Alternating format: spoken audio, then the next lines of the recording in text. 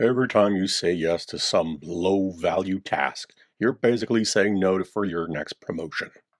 You've been told being a team player means doing everything. That's a lie. HR calls it agility, but it's really just a way to stay stuck.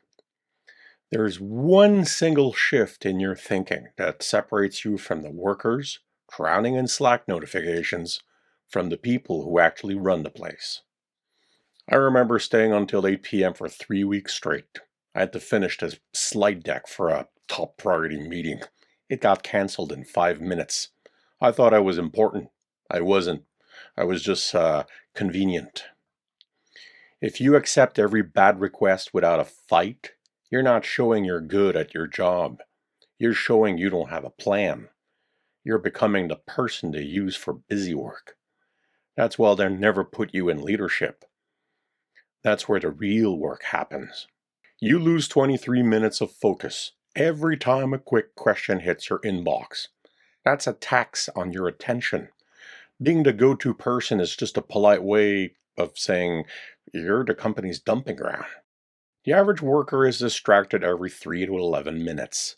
If you don't build the wall, you're not working. You're just reacting.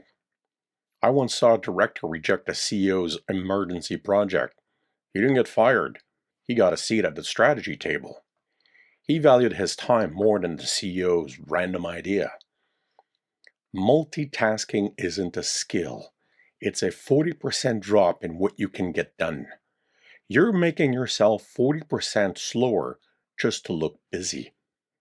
Your manager isn't your boss in a strategy session.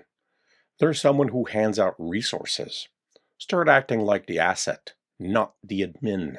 You want to stop being a yes man? You need a system. There's 6 ways to take your time back. Strategy 1, the strategic pause. Most people will say sure before they even know what the job is about. Wait 2 hours before saying yes to anything that isn't some literal emergency. Use that time to figure out the real ask. Ask them, I want to make sure this gets resources. To see what it takes. Can you send a goal? And tell me who else is involved. Strategy 2, the bandwidth review. Managers don't see your invisible work. Keep a list of tasks in order of importance. When a new task comes in, say this. Right now, my top 2 tasks take 100% of my time.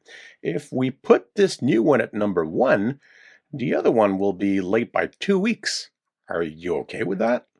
Make them choose. Physics doesn't allow for 2 number 1 slots. Strategy 3, the front door intake. Chaos happens when people ask for things in DMs. If it's not in a tracking system, it doesn't exist.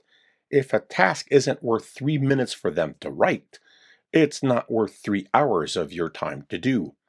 For VIPs, write it down and send it back for a check. Keep a record. Strategy 4, rice scoring. Don't use your opinion. Use a formula. How many people does it touch?